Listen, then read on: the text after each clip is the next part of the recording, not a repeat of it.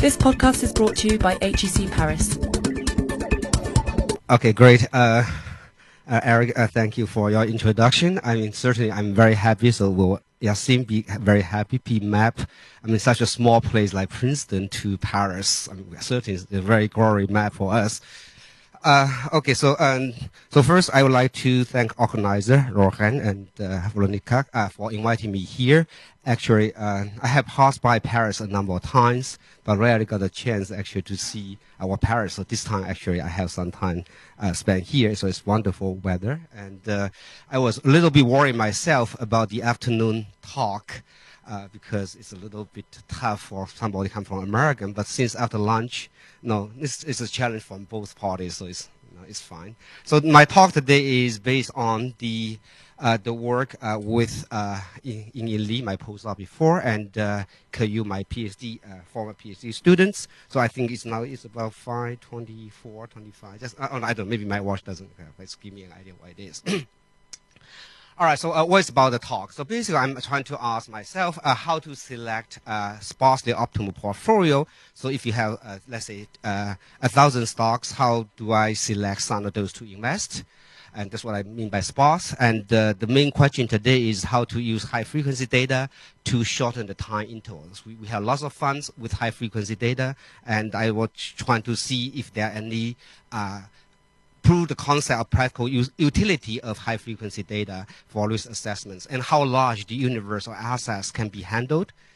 And, well, how does the estimation of vast covariance matrix impact on the allocation vector as well as portfolio risk? So these are basically the questions I attempt to answer, and some of those I probably could go more deeply. Some of those probably would be just heuristic mathematical arguments.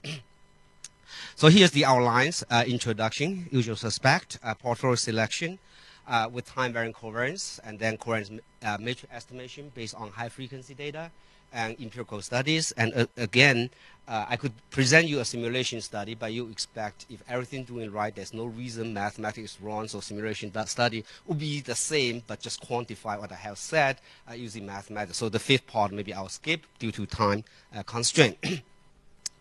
All right, so this is the standard traditional Markowitz mean variance theory. So you're trying to minimize portfolio risk subject to certain constraint. Let's say target return is R0, and the solution certainly is very trivial, simple quadratic programming problems. And this is really the cornerstone of modern finance. And even though it's a lousy, well, it's not quite realistic, but still so handy and so easy. So many people still use different versions of this kind of portfolio locations. However, in practice, it is always too sensitive to input vectors such as the expected return or volatility matrix. And and I mean, the problem is certainly getting more serious if you are consider a large portfolio. So for example, if you have 2,000 stocks, then in theory, you have 2,000 by 2,000 covariance matrix, which involve 2 million elements.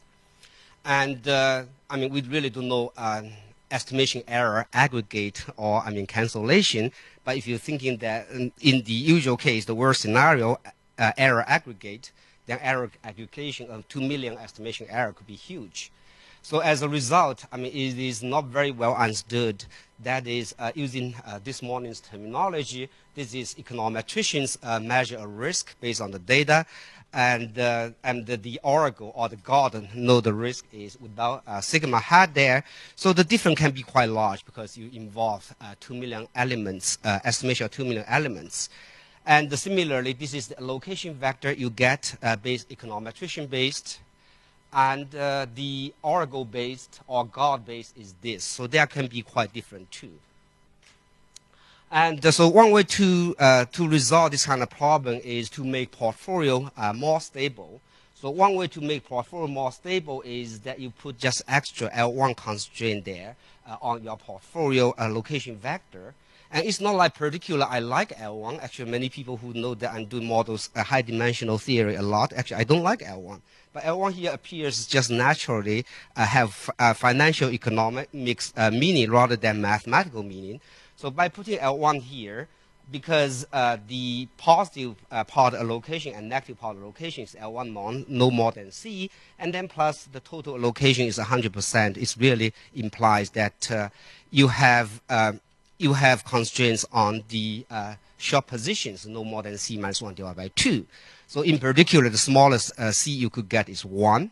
That is no short sale portfolio. So you have optimal no short sale portfolio on one hand, and as you relax the C, you progressively got a very large family, and C equal to infinity is like conceptually like Markovit's original type of problem. So we're really creating a solution path specified by risk control parameter C here. And the solution here is usually sparse, meaning that many of those W's will have allocation weights exactly 0, and the concept certainly apply to many measures. And the W here actually is also, A matrix here also arises naturally.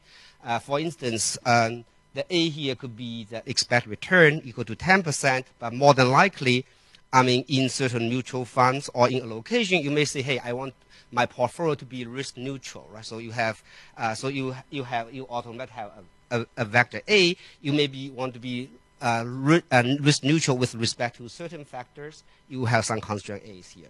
So what the quick thing is that the more A you get there, I mean, actually you also imply some kind of constraints on L1 norm of the C. So the most fundamental thing is now is the stability produced by this constraint here or actually produced by this. So in order to answer this question, from now on, I will just drop the constraint on A's. So here is the risk approximation. So let's say this is the utility or expected log utility function. And so this is the log utility function that God knows. And this is the log utility function that econometrician being able to get. And now the question is how much the error are there? And this is a very simple mathematics. You could easily show that if there's a constraint on allocation, on percentage allocation that L1 norm controlled by C, then actually there's no noise accumulation effect. Actually, it is the worst estimation error that control the upper bounds. Okay, so for example, if C no more than 3, then all those constant here is limited, and in addition, C more than C is equal to 3 is quite large. That means you have 100% short and 200% long portfolio is already very skewed. And this, of course, the whole theory here doesn't apply to any size of portfolio, whether P is bigger than sample size N or less than sample size N.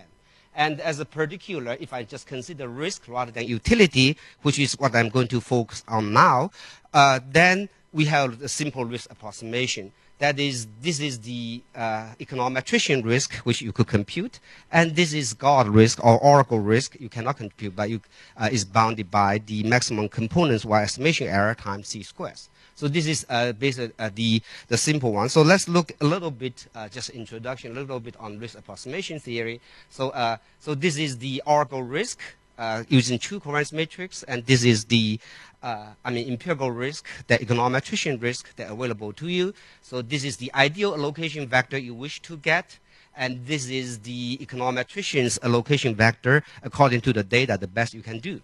And so therefore, I got 3 quantities, and one quantity is the Oracle risk. This is most ideal. You put your allocation vector into the real market. Without an N, here is the Oracle ones. And this is the empirical one, so you put in things into what you know. So this is empirical optimism. And the actual risk of your empirical allocation, of course, is subject to the real market, R here. That means you're using the true covariance matrix.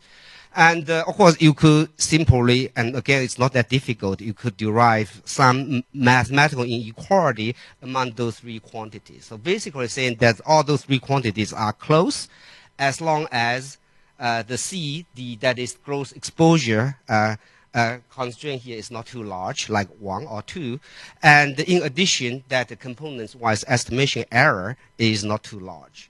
Now, of course, the natural question you may ask is how large can the components-wise estimation error is? Because C, you have a choice, right? So if you don't want your portfolio to be too extreme, you could C equal to 1, or you could put C equal to 1.5. That means you have 25% short position, 125% long position.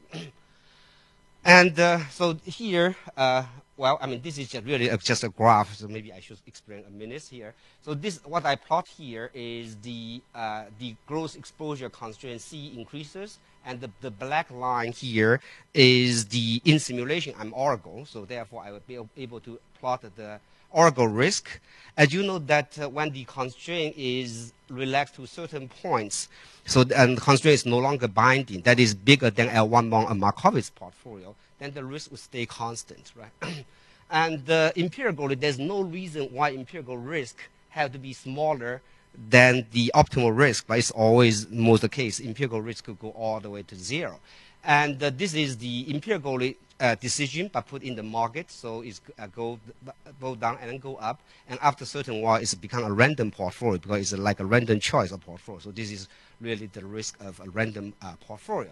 So our theorem basically saying those three lines are very close when C is small, and this is shown in this picture. So now the next one, so let me move on. The next one is how large the maximum component-wise estimation error, AN here, can be. And this certainly depends on dimensionality, how large the covariance matrix I'm estimating. The larger I should get, the larger.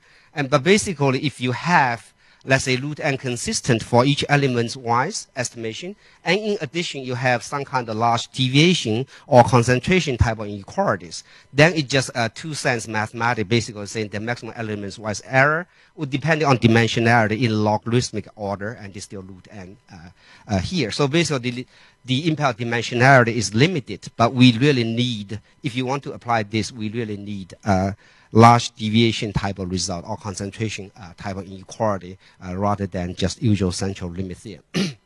All right, so now let's go to the theme that the portfolio selection with dynamic covariance.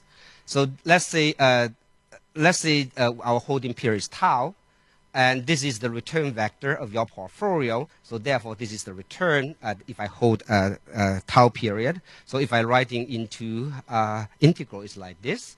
And the risk certainly would be just the same way. Now, this sigma is your conditional expectation of the future volatilities. Right? So in other words, if you really want to know the risk of your future, you really need to know, unless it's as long as the time varying, you are really involved some kind of future forecasting, a future realization path, if you like. And okay, so this is really stochastic volatility. And you could say the same thing, that you want to minimize the portfolio risk, subject to side constraints, whatever you like, and then subject to gross exposure constraints here. So this is really the same thing as what we have before. Now here, what I have in mind is the portfolio is large. So this sigma is large. And I try to argue is that well, unless you really know the dynamic, the parametric model. So as long as you use certain kind of non-parametric, you always have to have some kind of forecasting errors, or forecasting biases, and inevitably. So therefore, you really want your portfolio to be stable with respect to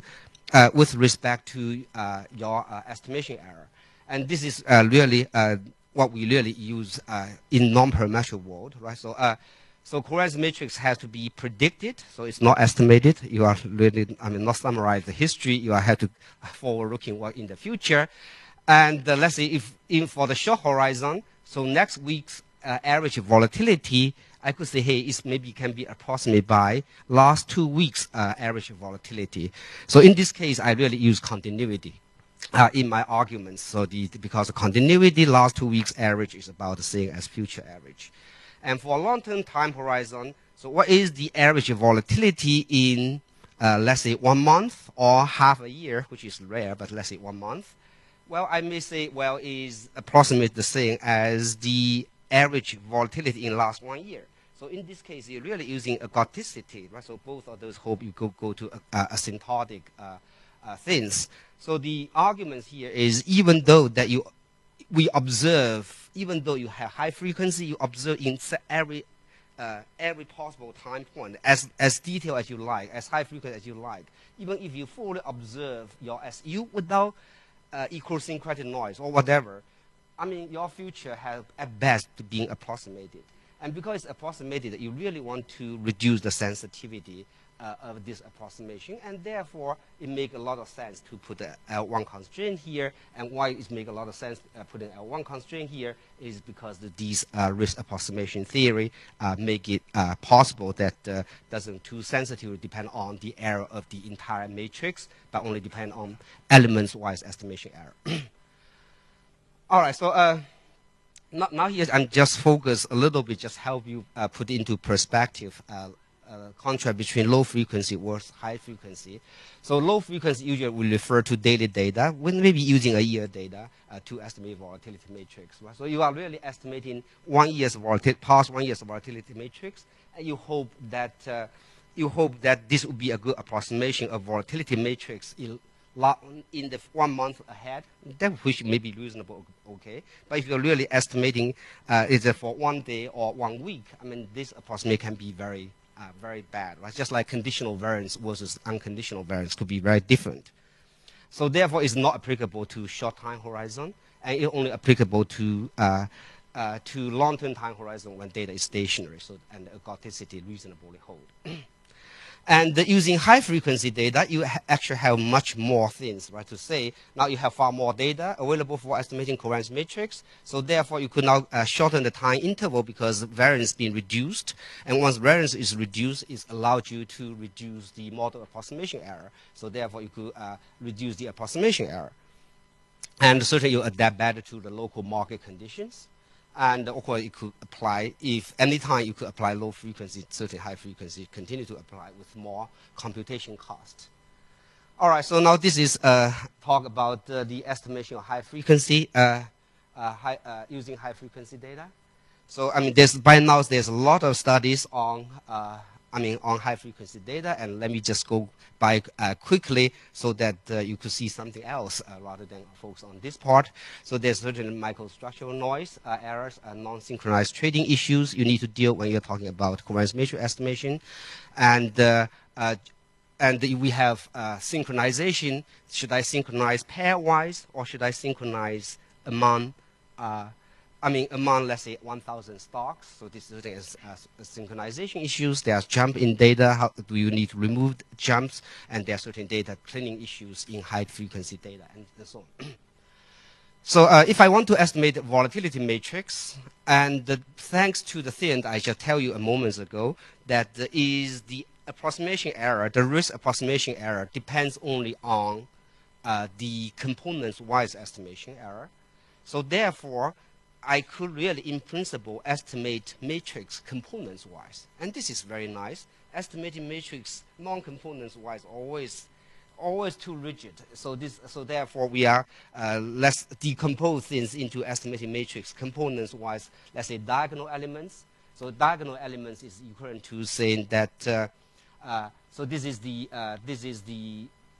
the latent price, and you observe data with microstructure noise. So I follow more or less Yassin Aistahali and his collaborators framework here. And then certainly there are one-scale, multi-scale methods. There are realized kernel methods. You could use waveless method to detect a jump, and diffusion. You could use bipower methods to eliminate or reduce the sensitivity of jumps. And you could use quasi-maximum likelihood, a student of Yassin's, Shu, to do that. And you could use pre-averaging, just like smoothing methods, to reduce microstructural noise, and then you compute that. So there are a lot of methods. I'm not going to detail on that. But for mathematical convenience, I will focus only on the two-scale methods, TSRV. And I was just told that even Mikulin's daughter could speak about high-frequency data, TSRV, because I think the families communicate so often that even the kids of maybe 3 or 4 years old now knows TSRV. So how popular it is. Okay, so so this is the the two-scale method is very simple. So basically, you compute the realized variance based on subsampling, and now you have subsampling here. Now you just shift your subsampling. You averaging of many of those different kind of subsampling. You got the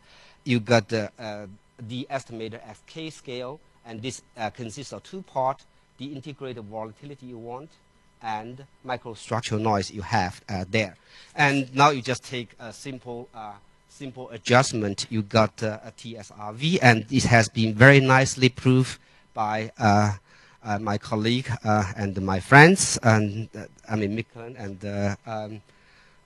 Yasin Aisahlia. So they basically saying that TSRV is asymptotically normal with exactly stochastic error specified by here. And so this is not adequate, unfortunately, for us, because we really want to apply not only one particular element, but uniformly across P many elements, like 1,000 elements or something like that. So therefore, we really need to expand their results and into the concentration type of inequalities. And so for large X, let's say X no more than 1/6, then we could show that TSRV has rate 1/6, but with the exponential tail when X is no more than 1/6. So now if you directly apply these kind of union inequalities or union bound inequalities, you could show that the diagonal elements can be estimated uniformly with the rate certainly is the slowest. Traded stock, and then times the impact dimensionality is 1/6. So now we need to estimate the off-diagonal elements, and if you want to do the off-diagonal elements, so you need to do data synchronization because stock are traded in different time. And one of popularly used data synchronization is called refresh time. So let me not detail on this, but it's basically just you starting at 9:30 until first stock trade, and you put in the time here as you trade a synchronized trading of each stock, and start again, keep going, and this way.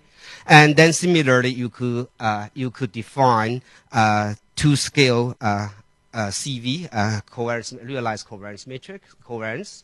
And of course, there are other methods you could use too, in principle, but theory probably need to be derived. We only derive from TSCV, so I will just on emphasis on this. Again, it's become mathematical simpler. It doesn't mean that this method doesn't work. And then you could show a similar kind of results that, let's say this is the synchronized amount of data, 1/6, and we basically show that TSCV is converged to your integrated covariance matrix and with those exponential type of tail, and this is usually called concentration equality. And let me skip the conditions. So now let me apply to portfolio optimization. So our portfolio optimization again is minimize the risk, subject just one extra constraint here. Close exposure is no more than C, and the error is bounded by components y estimation error times C squares. And so we now in practical implementations, you have two ways to do that. One is pairwise estimation. Components-wise estimation, so you could do pairwise refresh. So for each pair of stock, you wait until the other trade once and then synchronize the trading. So so in this case, the rates of convergence, according to the theory, would be 1/6 of the minimum pairwise refresh time, right? And pairwise refresh time, the slowest refresh time, and then times the impact dimensionality is log P. And the other one is that you could say, hey, let me just for 1,000 stock, let me wait refresh among all those 1,000 stocks. So this is I would call all refresh, right? So wait until every stock trade once. So the data is certainly you use much less data because you are waiting until the slowest person to get trade once. But then this sigma hat is usually semi-definite, positive definite matrix. So therefore, you are much easier to deal mathematically. And then the rates of convergence, according to what we showed there, would be n to the power 1/6 times n/1/6, so which would be the pairwise. All refresh time. So this one and certainly it's smaller than this one, but you could intuitively expect that's not much smaller. Okay, so now in practice, we have to twist a little bit because if I want to do optimization, most optimization software so far, unfortunately, require sigma hat to be a non-negative definite matrix, and we have to do projection. So one of the simplest projection, you just take a non-negative part of your eigenvalues. But the other possible is that you are subtract by the minimum eigenvalues, and we use projecting 2. The main reason we are using projecting 2 is if you give me a correlation matrix, the diagonal element will be still 1 after projection. And but anyway, so the point is that once we do projection, elements-wise estimation error have been distorted, and so on. So let me quickly go to just an empirical study to give you a picture. So this is 30 stocks from Dow Jones Industrial Components in the volatile year 2008. And I mean, even for those 9 months, we already got over 200 million data. And on average is maybe 10 trade per stock per data. And this already give me 13 gigabytes. Certainly, we were hoping we could do SP100 components, but just download data take a long time. And then in order to illustrate the points that low frequency work worse than high frequency, I applied the short holding period. As I said, low frequency is unconditional variance, doesn't work very well for conditional type of variance. And testing data is the 3-month period here. And so since we are using 15 minutes return, so this gives me more or less equivalent to like evaluate the data based on this amount of return data. And for high frequency, we use 10 days, and for low frequency, we actually only use 100 days. Actually, quite short. If I use 1 year, I think the bias will be larger. And this is just the amount of trade that we have get, and this is really the empirical result based on 1 trading day. So this is low frequency data, and this is equal weighted data risk, and this is the this is high frequency based on method, so which certainly have a lower risk. And since my time is up, but this is the worst. How skewed the weight is actually for low frequency data. The weights among those 30 stocks is very skewed. And this is similarly for 5 days that the low frequency data work better than. Worse than high-frequency data, particularly when gross exposure constraint is big and is unstable. So let me just quickly summarize a few words so that you know what I have been talking.